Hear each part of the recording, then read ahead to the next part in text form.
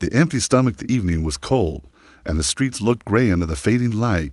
Cars passed by quickly, their headlights shining for a moment before disappearing into the distance. People hurried home with warm coats wrapped around them, bags of groceries in their hands, and laughter in their voices. But among them, walking slowly, was a small boy with tired eyes and a weak body. His clothes were old. His shoes had holes near the toes. The laces were broken, and his steps were heavy. Like each one hurt, his thin jacket barely kept away the wind, and his hands shook as he rubbed them together for a little warmth. He was hungry, so hungry that his stomach made loud noises, reminding him that he hadn't eaten a real meal in 2 days. The boy stopped outside a bakery window. Inside, he saw a man pulling out fresh bread from the oven, the golden crust shining under the lights. The smell drifted through the small crack in the window, soft and sweet, making his mouth water. He pressed his hand against the glass for a moment, but then quickly pulled it back, afraid someone would see him staring. People inside the bakery smiled, laughed, and pointed at cakes and pies. He felt like an outsider, like he didn't belong there. He walked on dot as he moved through the streets. He passed more restaurants. Families sat together, sharing plates of food. He could see children his age enjoying burgers, pizza, and bowls of soup. Steam rose from the plates, filling the air with smells that made his chest ache. The boy's eyes filled with tears, but he quickly wiped them away with the sleeve of his jacket. Crying would not fill his stomach. He whispered to himself, just a little food, just something small. But no one stopped for him. People passed by without noticing. Some looked at him, then turned away quickly, pretending they didn't see. His small voice, asking for help, was swallowed by the noise of cars and conversations. His steps slowed. His body felt weak, and his head felt light. He thought of lying down somewhere, maybe on a bench, but he knew the night would be too cold. He had to keep moving. Then he saw it. At the corner of the street stood a small diner. The sign above flickered, buzzing with weak neon light.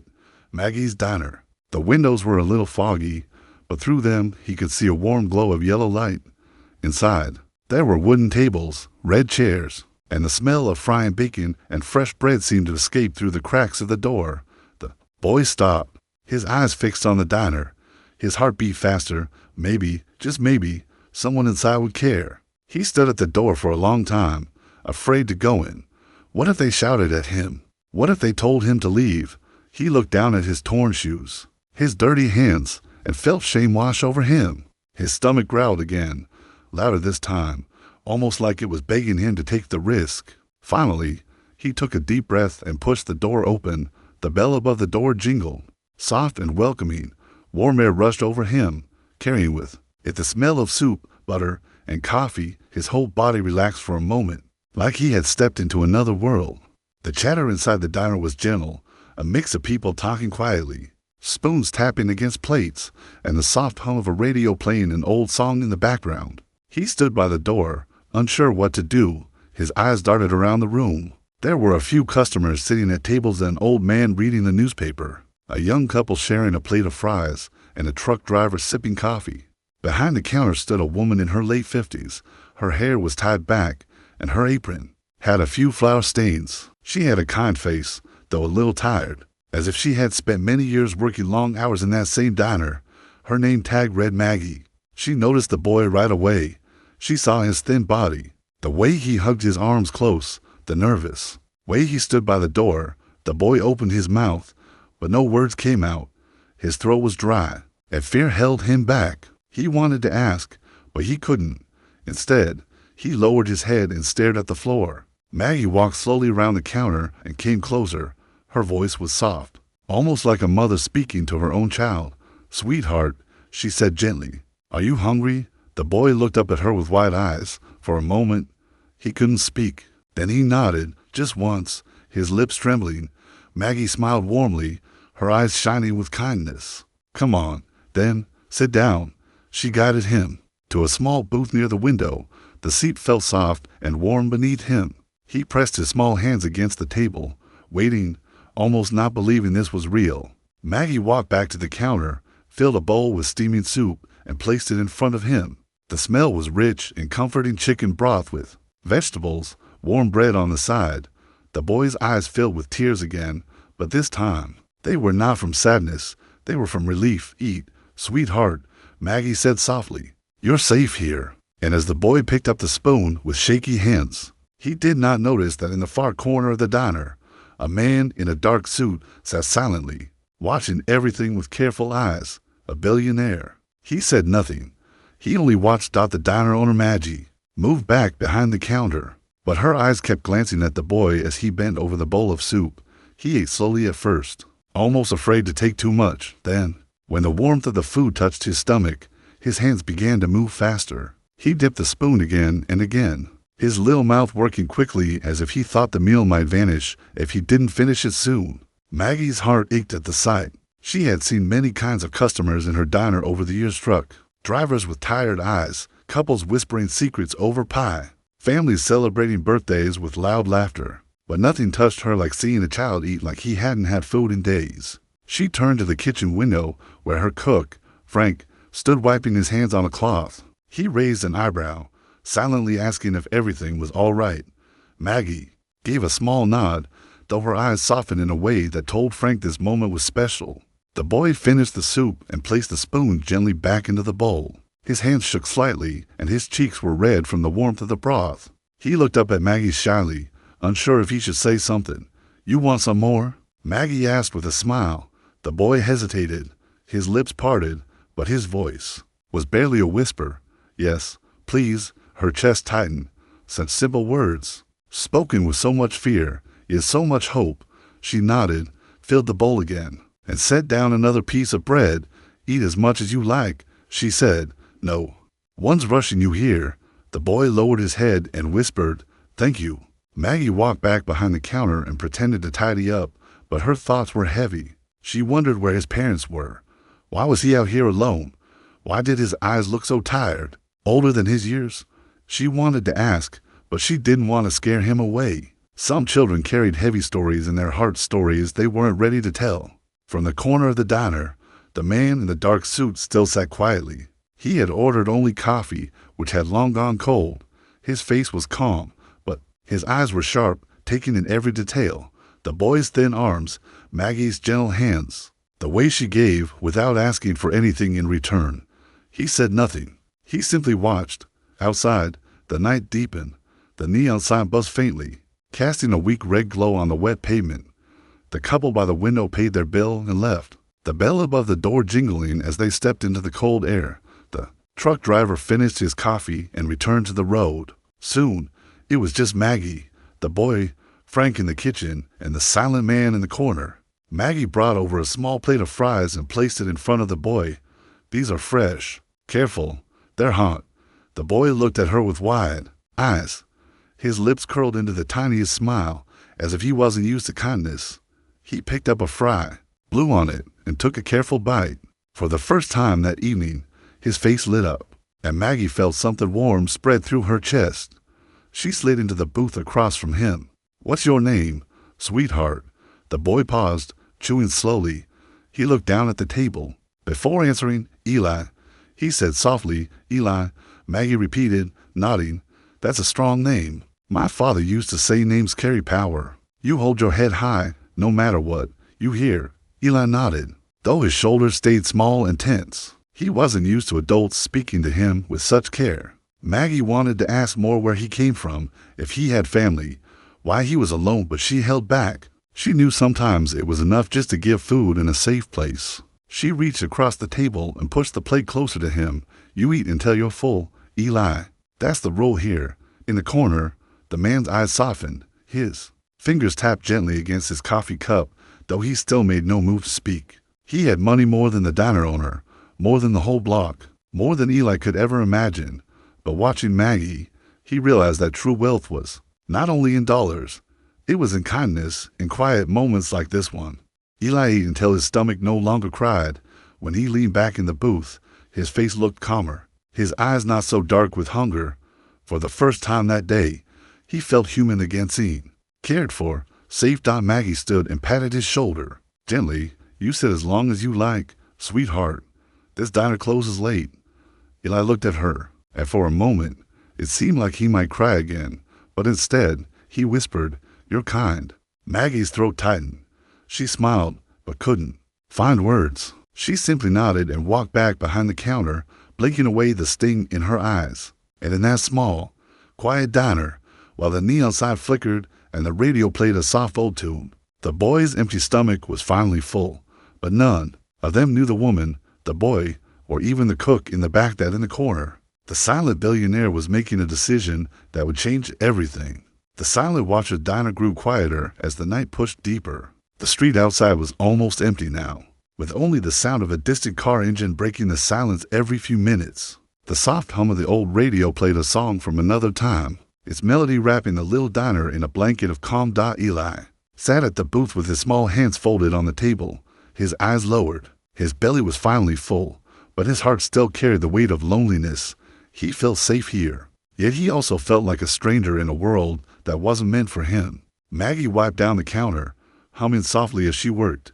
Every now and then, she would glance at the boy and smile, her heart warmed by the thought that he was no longer hungry. To her, it was a simple thing feeding someone who needed it. To Eli, it was everything. But in the far corner of the diner, the man in the dark suit had not moved. His coffee sat untouched, long gone cold.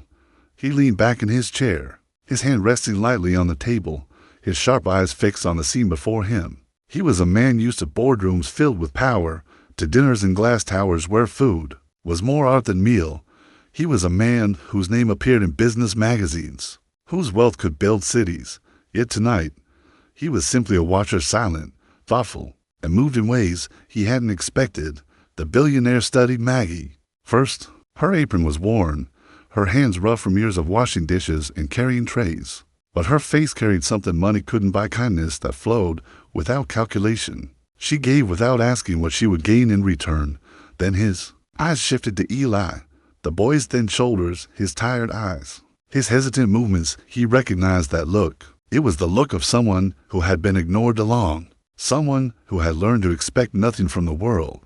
It was a look the billionaire himself had once known as a child, before fortune found him. The memory stirred something deep inside him. He remembered days of hunger, nights of walking past restaurants with his own stomach crying. He remembered the sting of being unseen, and here, in this small diner, it all returned. Sharper than ever, Maggie walked over to Eli again and set down a small slice of pie. On the house, she said gently, every boy deserves dessert. Ellie's eyes widened. He looked at the plate, then at her, then back at the plate as if it were too good to be true. His lips parted slightly, and for a moment, the corners of his mouth lifted in a shy smile. The billionaire felt a knot tighten in his chest. A simple slice of pie had done what all his millions could not. It had made a starving child smile. Frank, the cook, stepped out of the kitchen to stretch his arms. He noticed the man in the corner and whispered to Maggie, "That guy's been sitting there a long time. You think he's all right?" Maggie glanced over her shoulder.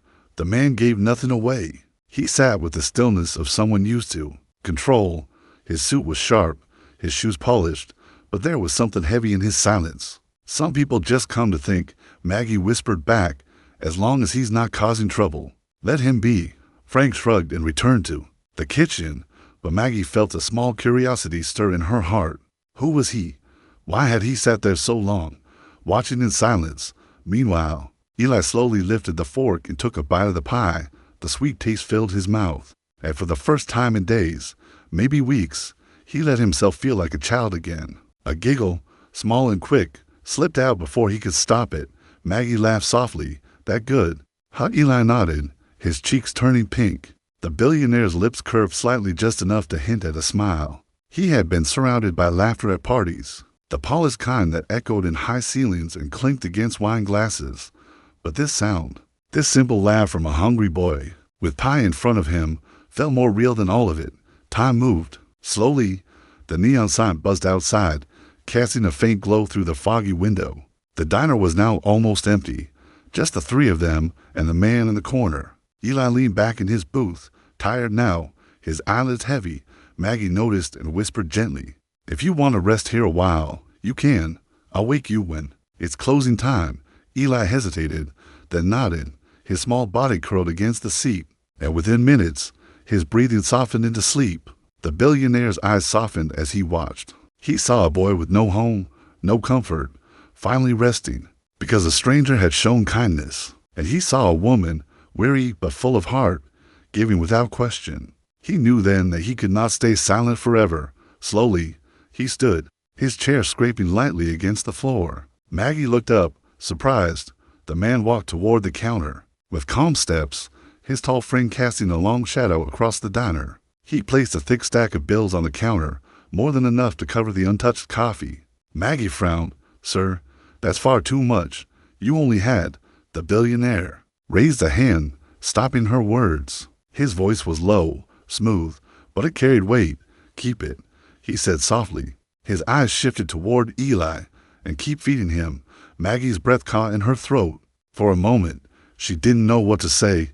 She simply stared at the man, her heart pounding, her mind racing with questions she couldn't form.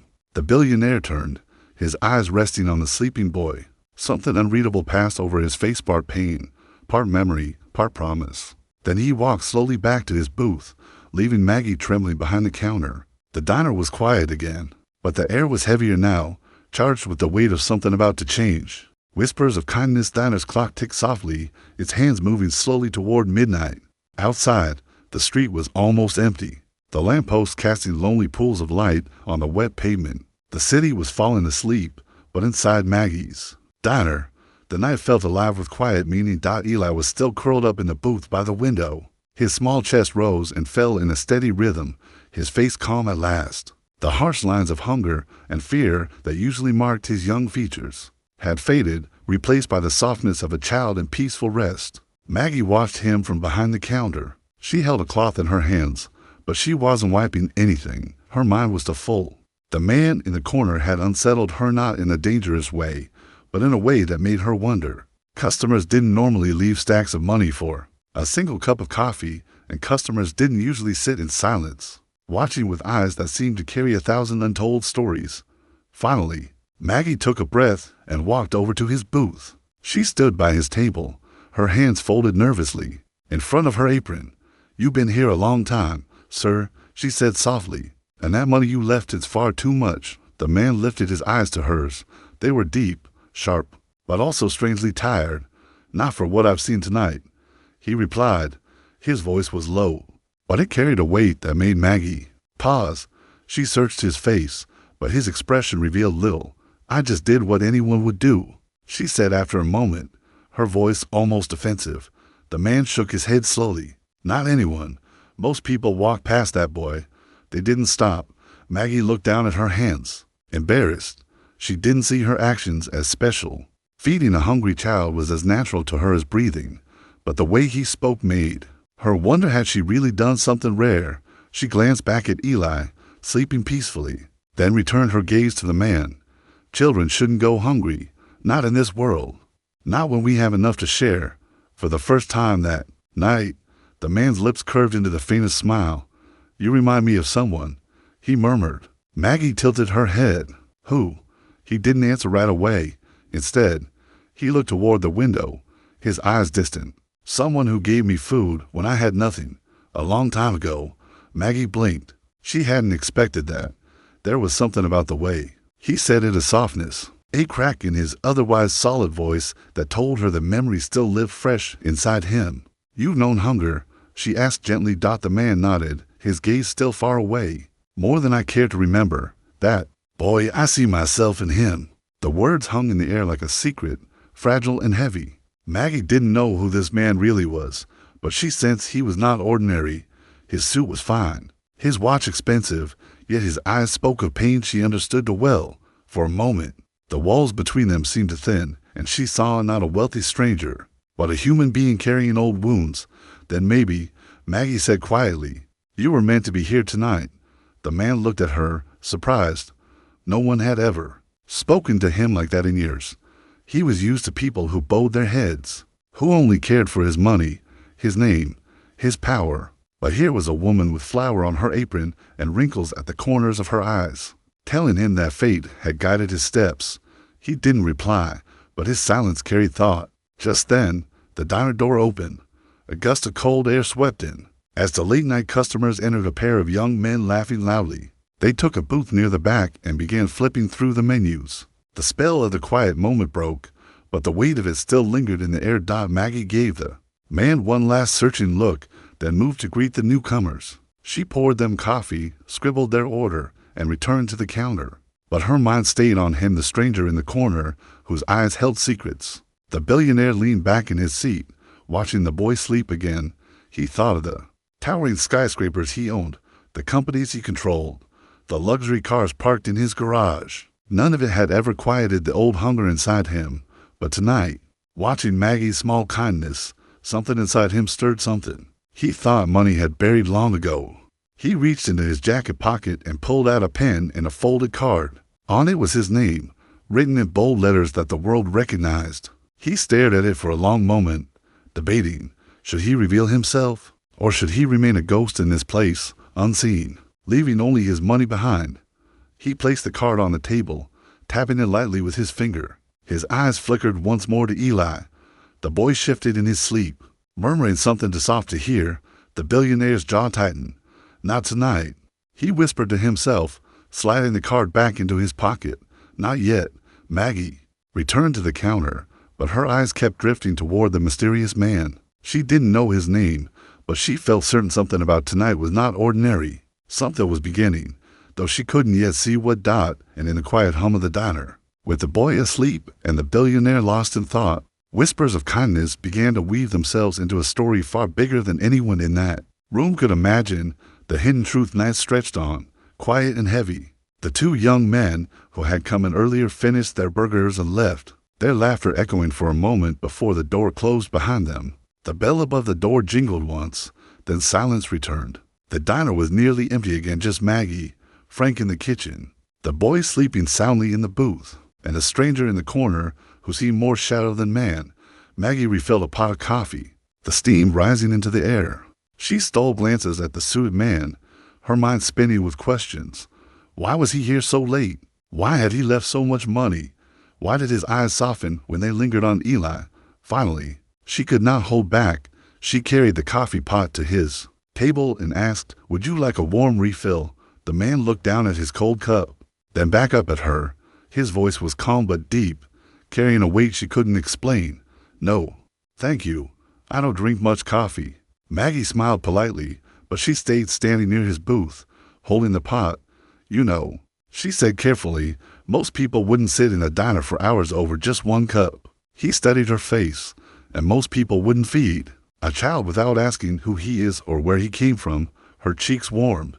"That's different." He was hungry, and I was watching, he replied, his words slow, thoughtful. "That's all I've done tonight, watch." Maggie tilted her head, curious. Why? For a long moment, he said nothing. His eyes moved to Eli, then back to her. Finally, he answered, his voice low, "Because sometimes it takes watching someone else's kindness to remind you of what you've lost." Her heart skipped. The honesty in his tone startled her. She wanted to ask more, but before she could, Eli stirred in his sleep. The boy rubbed his eyes and sat up, his small frame stretching against the booth seat. He blinked at Maggie, then at the man in the corner. For the first time, his gaze lingered there, curious but uncertain. "Did I sleep too long?" Eli asked softly, his voice groggy. Maggie smiled warmly. "Not at all, sweetheart. You needed rest." She walked over and set a glass of water by his side. Eli drank slowly, his eyes still darting toward the man. He lowered his voice, whispering to Maggie. "Who is he?" Maggie hesitated. "Just a customer." But Eli shook his head. "He doesn't look like one. He looks different." The boy's instincts were sharp, born from years of survival. He could see things most adults ignored. The man's suit, his silence, his presence that didn't fit the picture of an ordinary late-night diner guest. The billionaire, hearing their whispers, allowed a faint smile to touch his lips. He stood slowly, his tall frame unfolding with quiet authority. His polished shoes tapped gently against the diner floor as he approached. Eli stiffened, his small hands gripping the edge of the table. Maggie instinctively stepped closer to him. Protective, though she sensed no danger, the man stopped a few feet from their booth. He didn't tower over them in arrogance. Instead, he bowed his head slightly, as if lowering himself to meet their world. "You have good eyes," he said to Eli, his voice deep but gentle. "You see more than most." Eli swallowed hard, but said nothing. The man slipped a hand into his pocket and pulled out a folded bill. He placed it on the table in front of Eli. It was crisp, larger than any note the boy had ever seen. For tomorrow, the man said. For food, Ellie's eyes widened. His small fingers reached for the money, but then he froze. He looked up at Maggie, uncertain. Maggie shook her head slightly. That's too much, she said firmly. We don't take charity like that. The man's gaze met hers. For the first time, there was a flicker of something raw in his eyes, pain, maybe even desperation. It's not charity, he said quietly. It's memory. Once, someone gave me food when I had nothing. I never forgot. Tonight, I saw myself. In him, Maggie's breath caught. Her lips parted, but no words came. She looked at the boy, then at the man, then back again. Ellie's eyes softened. For the first time, he whispered, "Thank you." The billionaire nodded once, then returned. To his booth. Maggie stood frozen, her thoughts racing. She knew now this was no ordinary man. There was power in his stillness, wealth hidden in his simplicity, and a wound in his heart that money had not healed. She returned behind the counter, her hands trembling. Frank peeked from the kitchen, raising a brow. She shook her head, silently, telling him not to ask. The night grew heavier with unspoken truths. The diner, once just a quiet stop on a lonely street, now held a secret connection between three souls: a kind woman, a hungry boy, and a billionaire who sat watching, remembering, and quietly changing. And though no one said it aloud, each of them felt it. Something was building here, something bigger than themselves. The Revelations clock above the counter struck midnight. The diner was silent now, wrapped in the soft hum of the radio and the faint buzz of the neon sign outside. Eli sat quietly in his booth, his little hands resting on the table, while Maggie refilled the sugar jars behind the counter. The man in the corner still sat in his booth, still as stone, his sharp eyes locked on the boy and the woman who had changed the rhythm of his night. Finally, he stood. The sound of his chair scraping against the floor made Maggie glance up.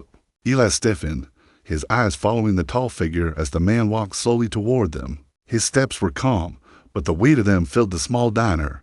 He stopped by the counter, his presence filling the space. For a moment, no one spoke. Then he reached into his jacket and pulled out something Maggie had seen him handle before, a small card. He set it gently on the counter in front of her. Maggie looked down. Her eyes widened. The name printed on the card was one she knew well. It was a name whispered in the news, splashed across magazines and tied to companies worth billions. Her throat tightened. She looked back up at him, stunned. You're... The man raised a hand softly, stopping her words. Names don't matter tonight, he said. What matters is what I saw here. Maggie's heart pounded. Her mind raced with disbelief. A billionaire, sitting in her little diner, watching in silence. She shook her head as if it were a dream. The man's gaze shifted to Eli. The boy's eyes were wide, filled with both fear and wonder. The billionaire knelt slowly so he was eye level with him. His expensive suit brushed the diner floor, but he didn't care. What's your name, son? He asked softly, though he already knew. Eli, the boy whispered. Eli, the man repeated, nodding. That's a strong name. I want you to remember something, Eli. The world will not always be kind, but sometimes kindness finds us in places we least expect. Eli blinked, his small hands trembling. Why are you talking to me? The billionaire's jaw tightened. He took a breath, his eyes dark with memory. Because once I was you, hungry, cold, alone, and someone fed me. I never forgot it. Tonight, I saw myself in you, and I will not walk away. The boy stared, his mouth parting in shock. Maggie's hand flew to her chest. Her breath caught. The man stood again, tall and certain. He turned to Maggie. You gave him more than food. You gave him dignity. Do you realize how rare that is? Maggie swallowed hard, her eyes glistening. I just couldn't let him go hungry. He nodded. That simple act of kindness will change his life, and I intend to make sure of it. From his pocket, he pulled out another envelope. He placed it on the counter. It was thick, heavy. Maggie's hands trembled as she touched it. She didn't need to open it to know what was inside. This is for him, the billionaire said. For clothes, for school, for a chance at a different life. He paused, his eyes softening. And it's also for you, for this diner. So you can keep doing what you do best, feeding not just stomachs, but hearts. Tears welled in Maggie's eyes. She shook her head, overwhelmed. "Sir, I can't accept. You must." He interrupted gently, because tonight reminded me of something I lost long ago. Money builds towers, but kindness builds people. And I'd forgotten that until you reminded me. Illy's eyes filled with tears. He stood from the booth, his small body trembling. Slowly, carefully, he walked toward the billionaire. He reached out with shaky hands and tugged gently at the man's sleeve. "Thank you," Eli whispered, his voice breaking. I won't forget you." The billionaire's eyes stung. He placed a steady hand on the boy's shoulder. "And I won't forget you either." For a long moment, the three of them stood in silence, the diner owner, the hungry boy, and the billionaire, bound together by something greater than wealth, a simple act of compassion. The billionaire finally straightened, his composure returning. He glanced once more at Maggie. "Take care of him," he said firmly. "He is not alone anymore." Maggie wiped her tears and nodded, her voice trembling. "I will. I promise." The man gave Eli one last look, then turned toward the door. His polished shoes tapped softly against the floor as he walked out into the night. The bell above the door jingled, and the cold air rushed in before closing again. Through the foggy diner window, they watched as a black car pulled up. A driver stepped out and opened the door. The billionaire slid inside, the door closing with a soft thud. The car pulled away, its headlights fading into the distance. Inside the diner, silence lingered. Eli clutched the glass of water Maggie had given him earlier, his eyes still wide with disbelief. Maggie held the envelope close to her chest, her hands shaking, her heart full. "Do you see, Eli?" she whispered gently. "Kindness always finds its way back." Eli nodded slowly, a tear slipping down his cheek. For the first time in a long while, he believed her. And so, in a small diner on a quiet street, a boy's empty stomach led to a night that would change his life forever. Because a woman chose kindness and a billionaire chose to remember.